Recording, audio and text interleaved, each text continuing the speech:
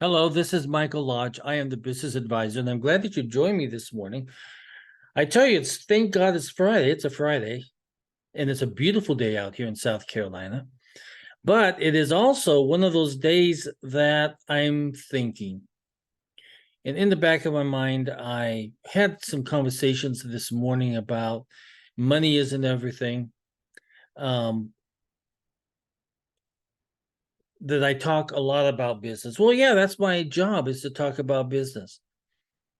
But one of the things that I'm very frustrated with is the status of where small business is going. We absolutely have no help from the federal government. We have no dollars or grants or programs that small businesses can really take advantage of. It's very difficult to get involved in the government programs that are out there. Small investors have decided to hold back and keep in their hands their money because they don't know what's going to happen with the economy. So we have all of these things going on. If you look at the bankruptcies for the first 9 months of 2023, we are at a little over 1,500 small business bankruptcies. That's more than the amount that happened in 2022. We are going to be, I have a guesstimate, we're going to be over the 2,000 mark by the end of 2023. I hate to see small businesses. I love to support small businesses, and I advise small businesses day in and day out. And I hear their stories, and I hear how they're struggling and how they can hardly make payroll and how they can barely scrimp by buying their goods and that they use in their stores or the services that they provide. Even myself, I'm a small business guy, and I've had to raise my rates because the amount of business coming in just is not the same amount. I mean, I'm getting quality clients, but I'm also getting clients that are unable to pay for 60, 90 days. They're just cash poor. So they make their payroll first, they make their rent payments, they make their tax payments, they make all of the most important payments that they need to make as a small business. But when it comes to companies like myself, who consult on a monthly basis to them or on a daily basis, we are the very last ones to get paid. So small businesses are cash poor. They're tight. They're trying to survive. Remember, they were shut down a good portion of the time during the pandemic. Then inflation started. Then they were hit by all sorts of different gadgets and gizmos and nonsense from the federal government. So they have been on their own trying to struggle. That's why I love these support your small business days. Those are vital. If you don't keep those small businesses going, they're the ones that contribute to your communities that you are involved in. What I have always said, to make a difference in this nation, you have to get involved in your community, which involves small businesses, which involves all of these different things that happen out within your communities. Look at the people who are supporting your local teams, your kids' teams, your pee-wee baseball and your pee-wee football and all these other things that are going on. It's small business who are really supporting these these groups, these community organized groups where moms and dads and brothers and sisters and children and grandchildren and grandparents, they all get involved in their community. So to make a difference in small business, you have to support your small business people. They're vital to our community. They keep our companies alive. They keep when there's a neighborhood parade going on, they're the ones that are sponsoring these things.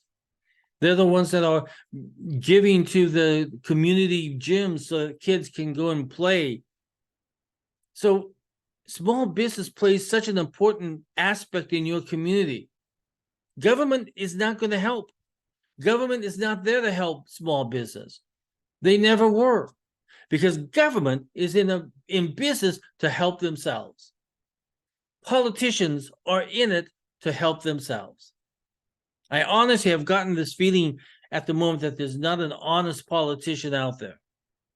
I've just come to that conclusion.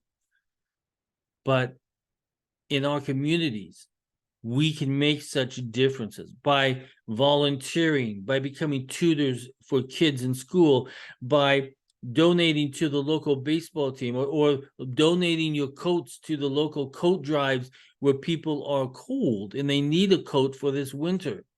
The people who need food during our Thanksgiving drive, where people are home alone and they don't have enough money to buy food for Thanksgiving.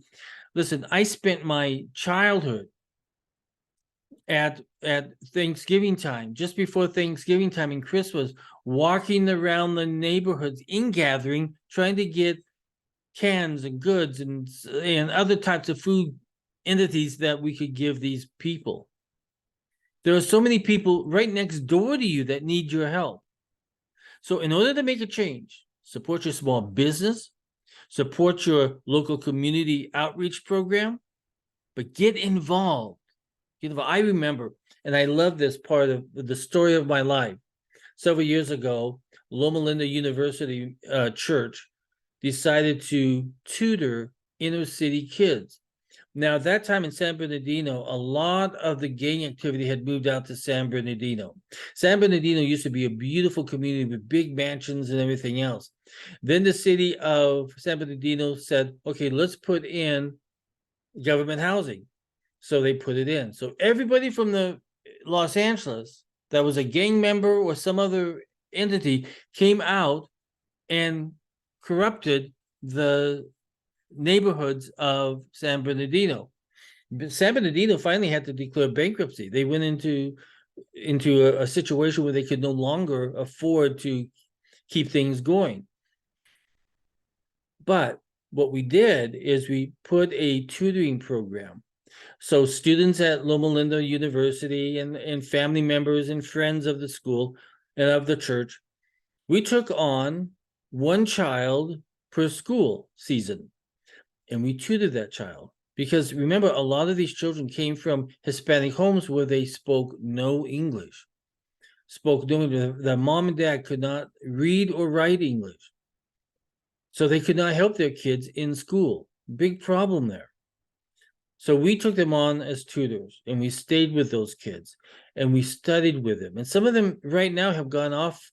They graduated from college and they went off onto their lives, and they're donating back into the community that they were given their tutor when they were a kid. But that's how you get involved in your community, by thinking outside the box of how can I help? And let me tell you, small businesses help a lot. They're the ones where you drop canned goods off, or Toys for Tots. They are the ones that are there helping to drive interaction within the community. Many times I've gone into small. I remember as a kid, and I love this story. I used to go to this little drugstore, and it was up in Mount Tabor, Portland, Oregon. I had just gotten out of college. I wasn't really a kid, but yeah, I was a kid. I was a young kid. And there was a drugstore that I loved to go to because it's where everybody met in that neighborhood. And it had this countertop that you could sit down and you could order a hot dog. You could order the best milkshake that came in those cold metal canisters that they mixed the ice cream in. It was the best experience ever.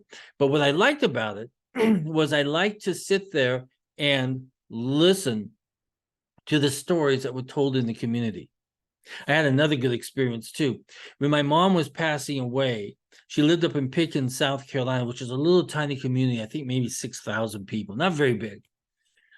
But they had a local Walmart, and that Walmart was a place where everybody went to shop because it was a tiny, tiny community. And people would go there and sit on the benches outside and talk to each other and gossip with each other and tell each other stories. Best experience ever. When my mom passed away, I was very touched because Walmart in Pickens sent my mom a beautiful bouquet of flowers.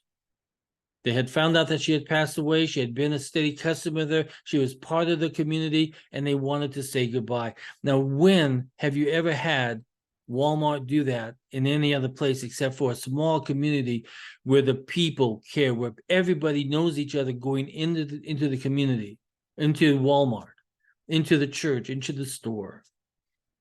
So I talk about this on this Friday only because I think we have lost the spirit of our local communities. We have become so hateful towards each other that when we sit down and talk, we don't literally sit down and talk. It's a sad situation, but we can change it. There's a way that you can do it. Get involved in your small business, get involved in your local communities, get involved in your local charities, get involved with your local kids, because they need you and you need them. This is Mike Lodge. I am the business advisor. And if you want to contact me in any way, right here is where you can go. Again, this is Mike Lodge. Everybody go out and have a great Friday. Talk with you soon. Bye-bye.